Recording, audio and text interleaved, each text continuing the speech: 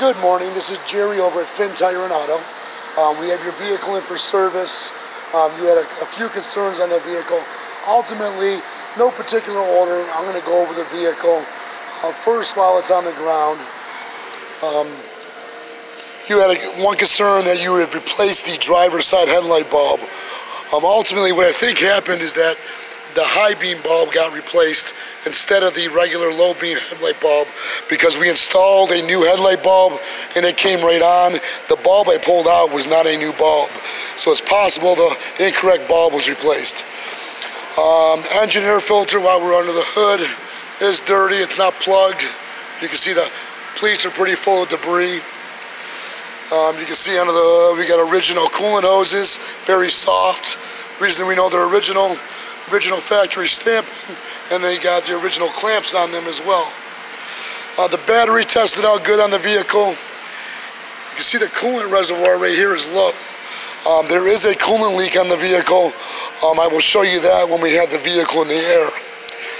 You had a concern of the check engine light that was on. Check engine light had 2 trouble codes related to the same system.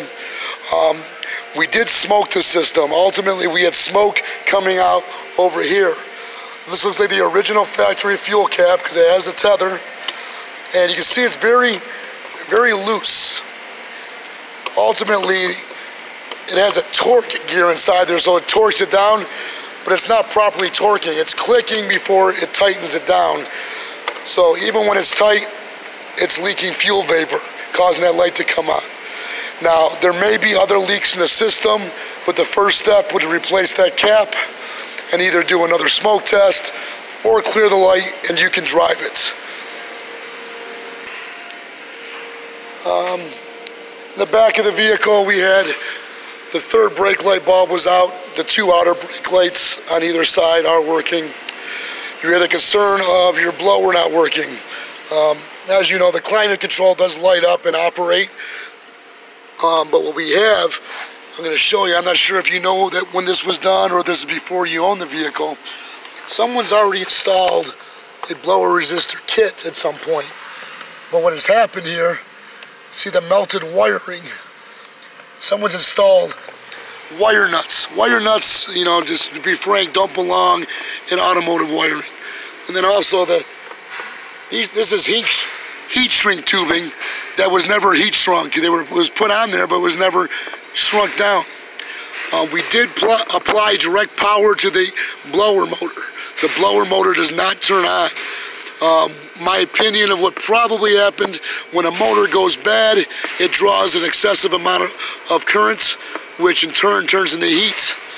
And when you don't have properly soldered wires, that heat melts. So ultimately it melted the wire before it ever popped the fuse. So what we would need to do, I did confirm that there is 12 volts, there is power coming down here. But we would have to install another blower resistor kit with the wiring and a blower motor, and that'll get you back to the blower blowing hot air at you. All right, now I have your vehicle midway on the lift. What I want to show you at this level, number one, the shock absorbers. You can see they have blown out. They are replacement shocks. The rear shocks appear to be original. The front shocks appear to have been replaced at some point, but they've leaked out all their gas and oil. When that happens, the shocks aren't doing their job. Your other suspension parts start taking on the force of every bump in the road. If the shocks aren't absorbing that energy, other parts do. And we do have, I know it's probably hard to see on a video, but we got side-to-side play on both front wheels.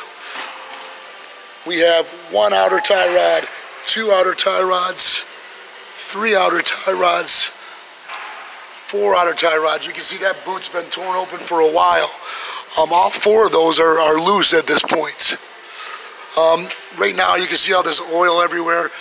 It looks like your engine oil filter's been leaking for a little while, but we'll get a new filter on there when we change the oil. The other thing, when we had the suspension unloaded, meaning on the ground or something under here. All right, I apologize for pausing the video. I had a phone call. Upper ball joint, lower ball joint on both sides has free play. Ultimately, when we unloaded the suspension, we got play out of them. The least amount is out of this one. The most free play is out of the lower over here. Nonetheless, they are a zero tolerance part.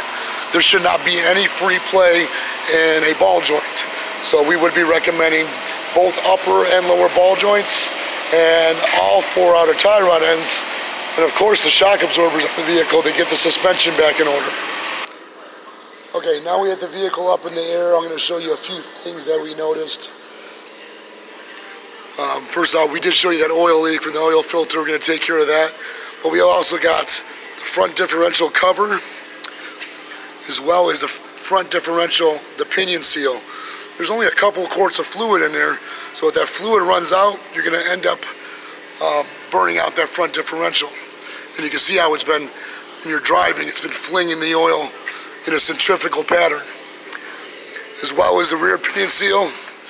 You can see that's been leaking for a while, running all the way down. Again, only a few quarts of fluid.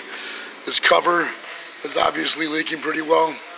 You want to have fluid in there, otherwise you're going to end up destroying the gears on the inside. The rear shock absorbers, those have been replaced. They're blue, so those are Monroe-matics. You can see how that one's leaked out. It's all the road grime stuck to the oil. Passenger side, doesn't look like it's leaking so much, but it is corroded. You would replace them as a pair. Lastly, I don't know, I told you that coolant bottle was empty up top, and it looks like right here, coming down, right above this crank pulley is the water pump. It appears that the water pump is leaking antifreeze. I know I just threw a lot of information at you. I've got quotes written up for everything. So when you get done viewing the video, please give me a call, 440-439-2244. Ask for Jerry. Thank you.